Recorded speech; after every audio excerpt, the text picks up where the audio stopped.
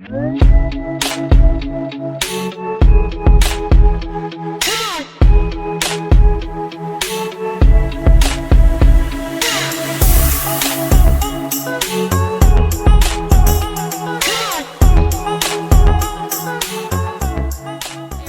for coming back to the BNS channel. Here we go. Day 1 of the 30-day challenge. I am so excited that you're here and that you're going to partake in this training and kind of step outside of your comfort zone. I want you to understand this is not a professional training. This is just something that I've put together for you all. And I'm really hoping that you find it valuable, that it's not a waste of your time, and that you actually find some expansion and some growth in your business. All right? So let's start right away. I hope you have a pen or a phone or something that you can take some notes with, and hopefully you can share this video series out for your teams to follow as well.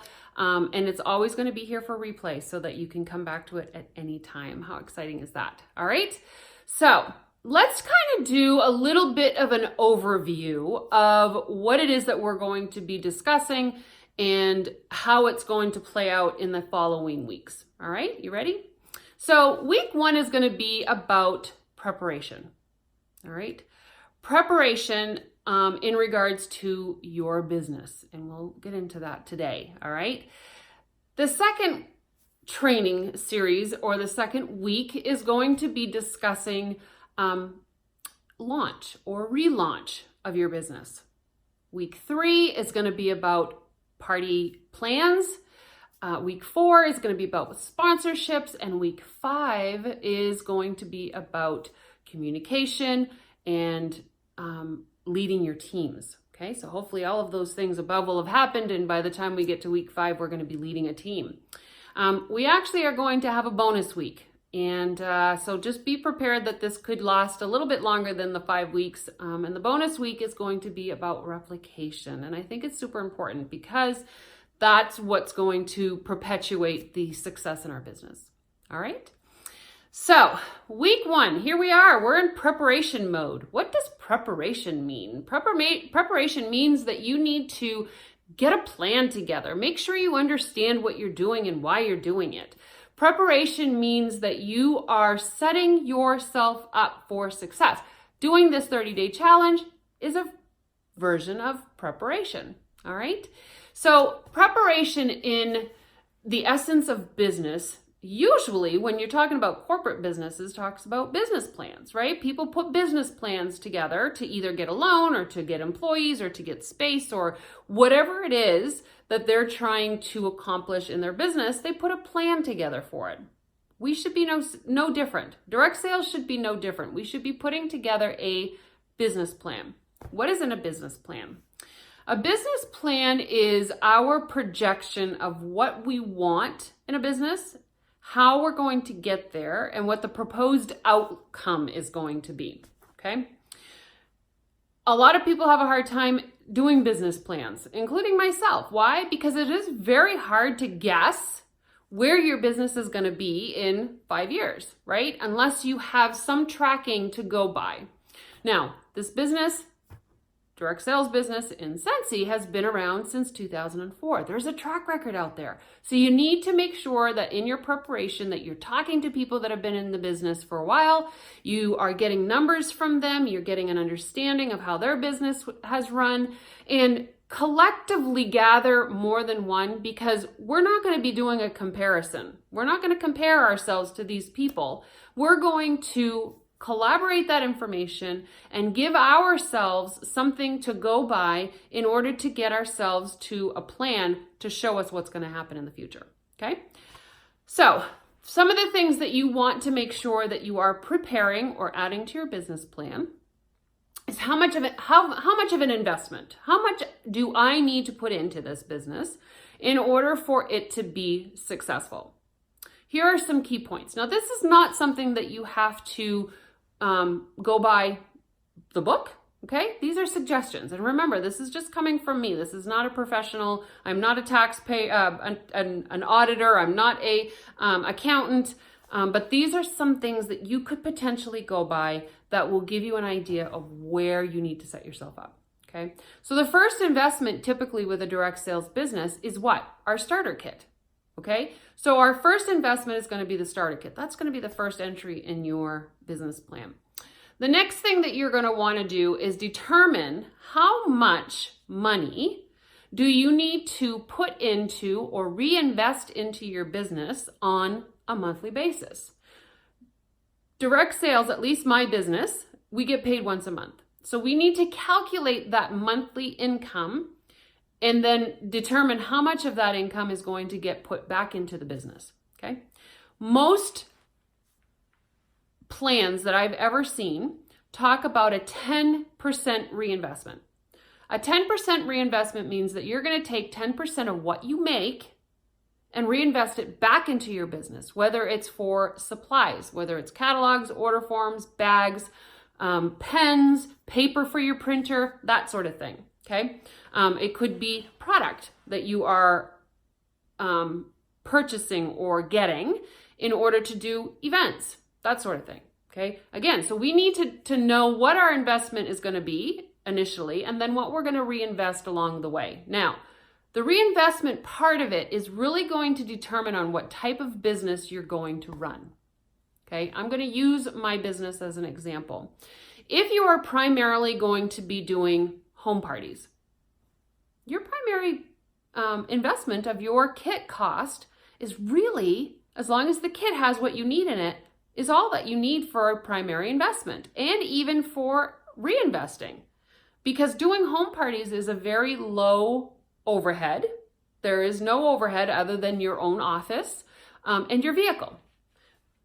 Part of our tax benefits is that we can write off mileage, we can write off the use of our vehicle, the use of our office, that sort of thing. So those are some great things that you're going to need to be thinking about in your business plan. If you're going to do events and shows and fairs and that sort of thing, you need an upfront investment. Why? Because you're going to need to purchase some product in order to take it to your event and resell it, right? So there's going to be a different upfront investment for someone who's doing that type of business. So it's super important that you understand what kind of business you're going to run, what types of things you're going to do during the time that you're in business, and then determine what your reinvestment amount is going to be, okay? The 10% is gauged on normal, what's the word I'm looking for? Normal running of your business, okay? So the normal running of your business every day, the normal things that you would do every day for your business should be calculated in that 10%, all right?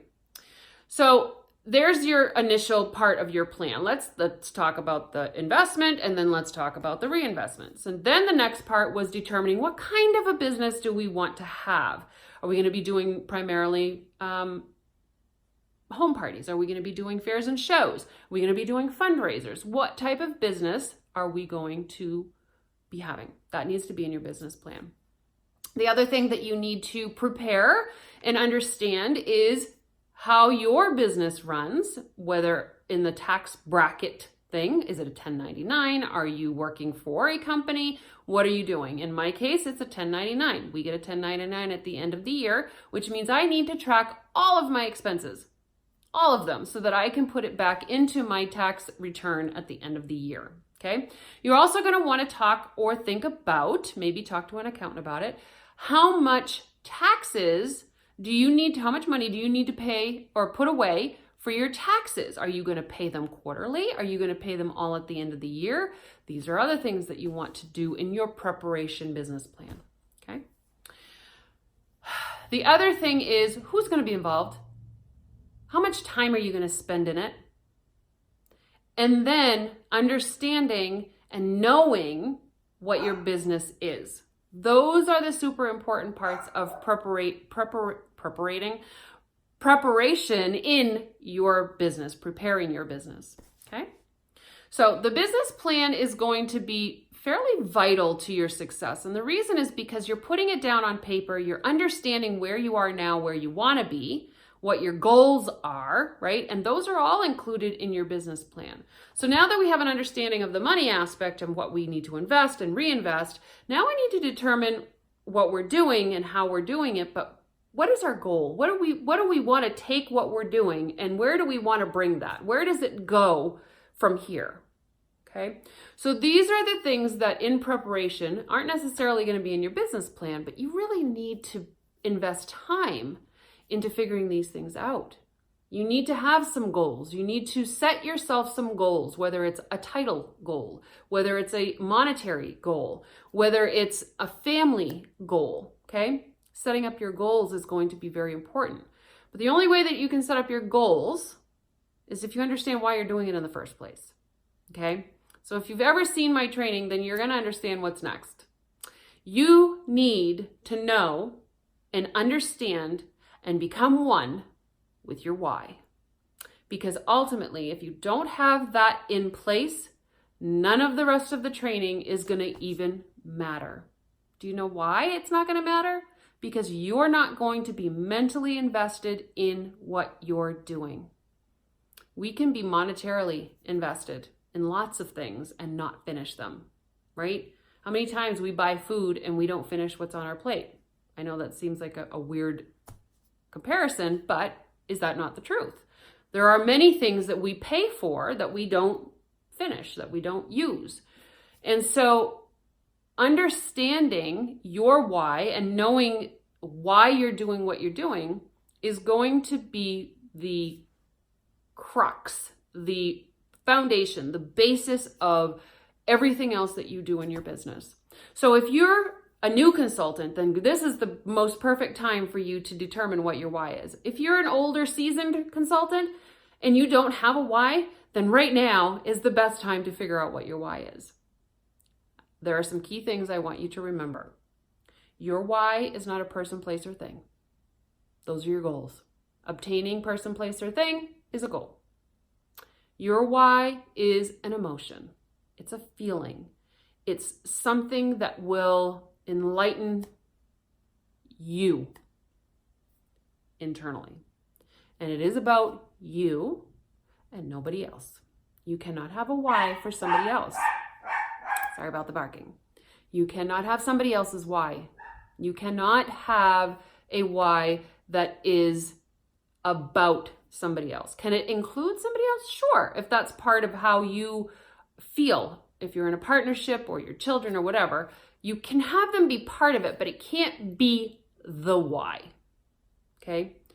Typically, a why, once you kind of peel back the layers of it, you'll determine that your why is typically around certain things or feelings that you've lacked in your life. For instance, I'll give you an example. My why has always been so that I can feel like I'm enough. Okay, that's an emotion. To feel like I'm enough is an emotion. It doesn't include other people. It only has to do with me, right? And that's where I know that my why is deep. It's in there, okay? So when people say that their why is because of their children, or their why is because of their significant other, or their why is because they want to travel, those are great goals. Why do you want to travel? Why is it important for you to travel? You need to get to the layer that answers the question of how does it make you feel? And why is it important that you feel that way? Okay? So it is a very intense search. It's not going to happen overnight in most cases. Sometimes it's a real revelation. My suggestion would be to reach out to a friend who understands what a why is and determine what your why is. I always say your why will make you cry, and that's because it's deep. That's because it's an emotion. That's because it's going to either give you the goose pimples, crying, hysterically laughing. It's going to invoke an emotion that could potentially be uncomfortable. Okay? So this is your first time that you're going to step outside of your comfort zone if you've not already figured out what your why is. All right, guys. I'm going to try to keep these trainings at about 15 minutes or less because I know that that's very time consuming in some cases. And I'm excited. We may get more than one in a week. You may just get one in a week. Right now, your homework is to figure out your why first and then put together your business plan. Okay?